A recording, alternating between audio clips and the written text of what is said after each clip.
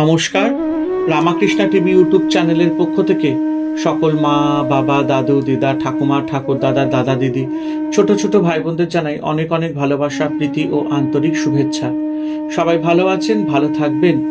আমি আবারও চলে এসেছি শ্রী শ্রী রামকৃষ্ণ মিশনের স্বামী লোকেশ্বরানন্দ মহারাজজির সম্পাদিত শতরূপে সারদা সম্পর্কে আলোচনা করতে, এবং আমরা আলোচনায় আছি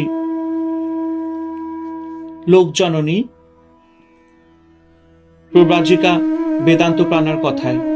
আজকে আমরা আলোচনা করব দ্বিতীয় ভাগ, এবং একটাই কথা বলবো, যারা যারা আমার শতরূপে সারদা সম্পর্কিত আলোচনার ভিডিওগুলি দেখা মিস করেছেন, অবশ্যই আপনারা আমার রামাকৃষ্ণা টিভি ইউটিউব চ্যানেলে আসবেন এবং শতরূপে সারদা প্লে লিস্টে যাবেন, এবং সেখান থেকে আপনারা আগের ভিডিও বা এপিসোডগুলো দেখে নিতে পারবেন। তো চলুন আলোচনা শুরু করা যাক। লোক জননী দ্বিতীয় ভাগ। গিরিশ ঘোষ গেয়েছেন জয়রামবাটিতে। কলকাতায় যিনি দেশ বরণ্যে নট এবং নাট্যকার, জয়রামবাটিতে মাতৃস্বাধীন্য তার সম্পূর্ণ আলাদা রূপ। যেন ছোট্ট একটি ছেলে মায়ের স্নেহের আস্বাদে সদ্য তৃপ্ত। গ্রামে দুধ পাওয়া যায় না, অথচ মা জানেন গিরিশবাবু ভোরে উঠেই চা খান, তাই শ্রীমা নিজে খোঁজ করে অন্যের কাছ থেকে ছেলের চায়ের জন্য দুধ নিয়ে আসেন।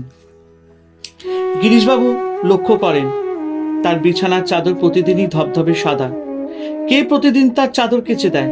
একদিন দেখলেন শ্রীমা নিজে পুকুর ঘাটে বসে সাবান দিয়ে তার চাদর কাচ্ছেন।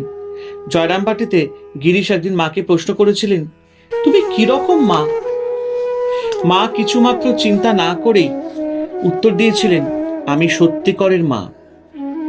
গুরুপত্নী নয়, পাতানো মা নয়, কথার কথা মা নয়, সত্য জননী।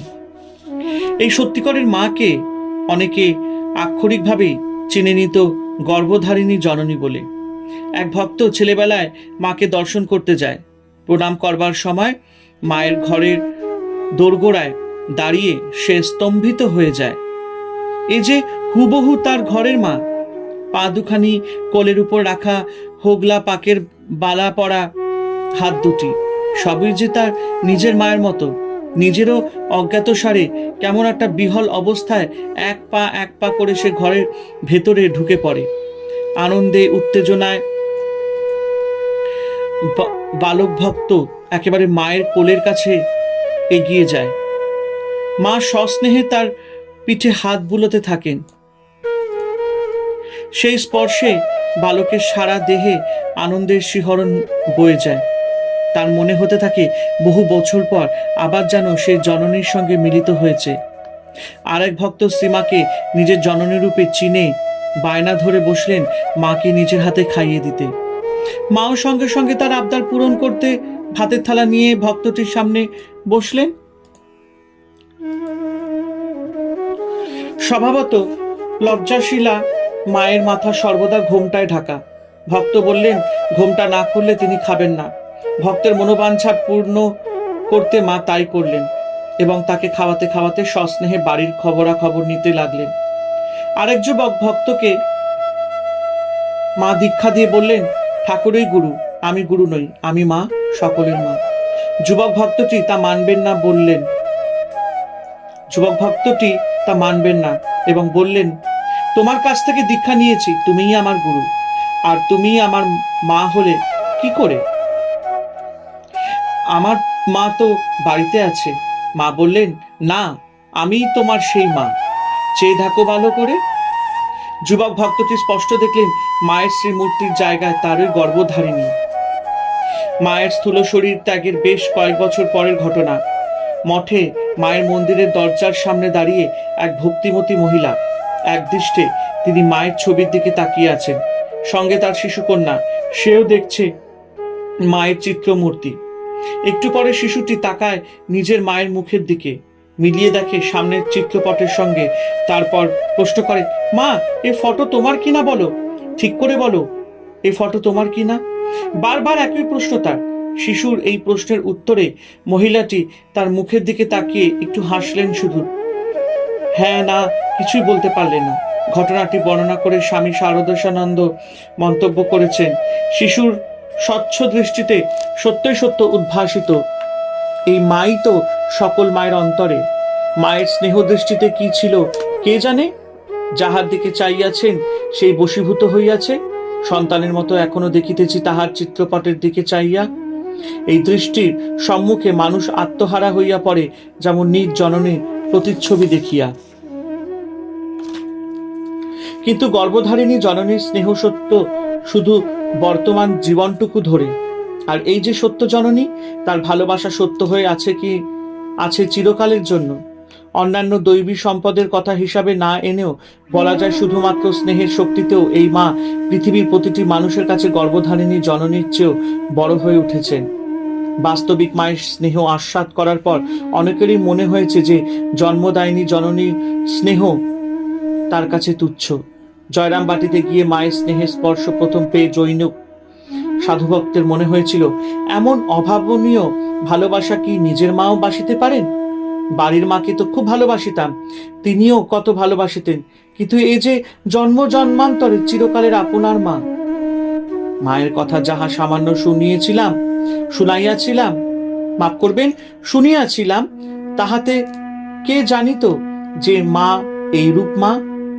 এরকম করিয়া মন প্রাণ কাড়িয়া লইয়া আপনার হইতেও আপনার করিয়া নিবেন। সন্ন্যাসী সন্তানদের জন্য মায়ের ভালোবাসার অন্ত ছিল না। তাদের কখনো মা সন্ন্যাস নাম ধরে ডাকতেন না, পূর্বাশ্রমে নামে ডাকতেন। বলতেন, আমি মা কিনা সন্ন্যাস নাম ধরে ডাকতে প্রাণে লাগে। মায়ের একজন সন্ন্যাসী সেবক বর্ণনা করেছেন মাতৃস্নেহের একটি অপরূপ চিত্র। জয়রামবাটিতে মায়ের বাড়ির কাছেই বাডুজ্জে পুকুর, কিছু দূরে অমোদর নদ। জয়রামবাটির সবাই ওই বাডুজ্জে পুকুরে জলে স্নান এবং খাওয়ার জন্য ব্যবহার করে। ওই সন্ন্যাসী সেবক রোজ আমোদরে স্নান করতে যান। নদীর ধারে বালির স্তূপ কিছুটা সরালি বিশুদ্ধ ও স্বচ্ছ জল পাওয়া যায়। সেবক একদিন ভাবলেন মাকে ওই জল এখন থেকে খাওয়াবেন, কারণ বাডুজ্জে পুকুরের জলের চেয়ে ওই জল অনেক বেশি স্বাস্থ্যকর। স্নানের সময় তিনি একটা কলসি নিয়ে এলেন এবং সেই কলসিতে জল নিয়ে মাকে দিলেন। সেবক ভেবেছিলেন মা জল দেখে খুশি হবেন। মা কিন্তু উল্টে সেবককে বকতে লাগলেন, কে তোমাকে জল আনতে বলেছে? আমি তোমাকে জল আনতে বলিনি। আমি বাডুজ্জে পুকুরের জল খাই, বাডুজ্জে পুকুরের মিষ্টি জল। তোমাকে জল আনতে হবে না। কিন্তু সেবক লক্ষ্য করলেন মা বিরক্ত হলেও ওই জলই ব্যবহার করছেন। তাই পরদিনও স্নান করতে গিয়ে মায়ের জন্য ওই জল নিয়ে এলেন। মা সেদিন আরো রেগে গেলেন, বললেন, কেন তুমি জল আনলে? কে তোমাকে জল আনতে বলল? আমি তোমাকে নিষেধ করেছি, তবুও তুমি জল আনছো। বাডুজ্জে পুকুরের মিষ্টি জল আমি খাই, আমি বারণ করলেও তুমি শুনবে না? জল আনতে হবে না। সেবক লক্ষ্য করলেন মা সেদিনও তার আনা জলই ব্যবহার করছেন। তৃতীয় দিন জল আনার পর মা সেবককে আরো বকলেন। সেবক এই দুদিন মায়ের তিরস্কারের উত্তরে কিছুই বলেননি। আজ কিন্তু তিনি অভিমান ভরে বললেন, মা, নদীতে স্নান করতে যাই, আপনার জন্য জল আনবো। আপনি ইচ্ছে হয়ে খাবেন, ইচ্ছে না হয় খাবেন না, আমি জল আনবই। শ্রীমার সব রাগ সঙ্গে সঙ্গে জল হয়ে গেল। সস্নেহে কোমল স্বরে বললেন, দেখো বাবা, জল আনছো তৃপ্তির সঙ্গে, খাচ্ছি এবং জলও ভালো, তবে অত দূর হতে জল আনতে তোমার কষ্ট হবে বলে তোমায় নিষেধ করেছিলাম। মায়ের কথা শুনে সেবক অভিভূত। মায়ের আপাত কঠোরতার পিছনে তার জন্য কতটা উদ্বেগ ও চিন্তা কাজ করেছে তা তিনি ভাবতেও পারেননি। মায়ের সেবা গ্রহণে কুণ্ঠিত আর এক সন্ন্যাসী সন্তানকে মা একবার বলেছিলেন, আমি তোমার আর কি করেছি? মার কোলে ছেলে বাহে করে কত কি করে, তোমরা দেবের দুর্লভ ধন। মা জানতেন এই সন্ন্যাসী সন্তানেরা সেই রত্ন শ্রেণীভুক্ত যাদের কথা ঠাকুর বলে গিয়েছিলেন। মায়ের কাছে যেসব ভক্ত আসতেন তারা গৃহেই হন না বা সন্ন্যাসী হন, মায়ের কাছে যেসব ভক্ত আসতেন তারা গৃহী হন না বা সন্ন্যাসী হন, তাদের খাওয়া হয়ে গেলে মা নিজেই তাদের উচ্ছিষ্ট পরিষ্কার করতেন। বাড়ির স্ত্রী লোকেরা অনুযোগ করে বলতেন, তুমি বামুনের মেয়ে, আবার গুরু, এরা তোমার শিষ্য, তুমি এদের এটো নাও কেন? এতে যে এদেরই অমঙ্গল হবে। মা সহজভাবেই উত্তর দিতেন, আমি যে মা গো, মাই ছেলের করবে না তো কে করবে? মাকে এই উচ্ছিষ্ট পরিষ্কার করতে দেখে আর একদিন নলিনী দিদি বলেছিলেন, মা গো, 36 জাতের এটো কুরুচ্ছে। মা বলেছিলেন, সব যে আমার 36 কোথা? মা বলেছিলেন, সব যে আমার 36 কোথা? ঠাকুর শ্রী রামকৃষ্ণ পরমহংসদেব বলতেন, ভক্তের কোনো জাত নেই, তারা সব এক গোষ্ঠীর মানুষ। শ্রী মায়ের কাছে তার ছেলে মেয়েদেরও কোনো জাত ছিল না, তারা ভক্ত হোক কিংবা অভক্তই হোক। তাই তিনি সতেরো মা, অসতেরো মা, সতীরও মা, অসতীরও মা। ব্রহ্মবিদ বরিষ্ঠ শ্রীরামকৃষ্ণ পার্ষদ স্বামী শারদানন্দ তার যতটা স্নেহের অধিকারী, ঠিক ততটা স্নেহই পেয়ে তাকে সকলেই ভয় ও ঘৃণার পাত্র ডাকাত আমজাদ। ঠাকুরের শরীর থাকাকালীন ঘটনা। শ্রীমা প্রতিদিনকার মতো ঠাকুরের ভাতের থালা নিয়ে নহবত থেকে ঠাকুরের ঘরের দিকে যাচ্ছেন। এমন সময় একজন মহিলা তাকে বললেন, দিন মা, আমায় দিন। মহিলাটি ঠাকুরের ভাতের থালা নিয়ে ঠাকুরের সামনে রেখে চলে গেলেন। ঠাকুর সেই ভাত স্পর্শ করতে পারলেন না, কারণ সেই মহিলাটি শুদ্ধ স্বভাবের ছিলেন না। ঠাকুর মাকে বললেন, আর কোনোদিন কারোর হাতে দেবে না বলো। শ্রীমা কিন্তু করজোরে যে কথা উচ্চারণ করলেন তা অভাবনীয়। তা তো আমি পারবো না ঠাকুর, আমার মা বলে চাইলে আমি তো থাকতে পারবো না। জৈনক যুবক ভক্ত মায়ের কাছে এসে একদিন বলছেন, সত্যই আমি এত সব অন্যায় কাজ করেছি যে লজ্জায় তোমার কাছেও বলতে পারি না। মা স্নেহ ভরে তার মাথায় হাত বুলিয়ে বললেন, মায়ের কাছে ছেলে ছেলে। সম্ভ্রান্ত বংশের এক মহিলা কোনো এক সময় বিপথে গিয়ে পরে অনুতপ্ত হন। উদ্বোধনে মায়ের বাড়িতে এসে মায়ের কাছে নিজের সব অন্যায়ের কথা নিবেদন করে তিনি কাঁদতে কাঁদতে বললেন, মা, আমার উপায় কি হবে? আমি আপনার কাছে এই পবিত্র মন্দিরে প্রবেশ করবার যোগ্য নই। শ্রীমা মহিলাটির গলা জড়িয়ে ধরে বললেন, এসো মা, ঘরে এসো। পাপ কি তা বুঝতে পেরেছ? অনুতপ্ত হয়েছ? এসো, আমি তোমাকে মন্ত্র দেব। ঠাকুরের পায়ে সব অর্পণ করে দাও। হয় কি, একদিন একজন তুতে মুসলমান কয়েকটি কলা এনে বলল, মা, ঠাকুরের জন্য এগুলি এনেছি, নেবেন কি? মা বললেন, খুব নেব বাবা, দাও। ঠাকুরের জন্য এনেছো, নেব বই কি। জৈনক স্ত্রী ভক্ত বলে উঠলেন, ওরা চোর, আমরা জানি, ওর জিনিস ঠাকুরকে দেওয়া কেন? মা সে কথায় কর্ণপাত না করে কলাগুলি নিলেন এবং মুসলমানটিকে জলখাবার দিলেন। সে চলে গেলে মা স্ত্রী ভক্তটিকে গম্ভীরভাবে বললেন, কে ভালো কে মন্দ আমি জানি। মায়ের মাতৃলীলার চিত্রটি সম্পূর্ণ করতে আমজাদের ভূমিকা বড় কম নয়। এই রোগা কালো মুসলমান তুতে ডাকাতটি জেল ফেরত সোজা মায়ের কাছে আসত, তার কাছে বসে সুখ দুঃখের গল্প করত, মায়ের জন্য নিয়ে আসতো বাগানের আনাজপাতি। শ্রীমা একবার জয়রামবাটিতে জ্বরে শয্যাগত। অনেকেই এসে মায়ের খোঁজ খবর করছে।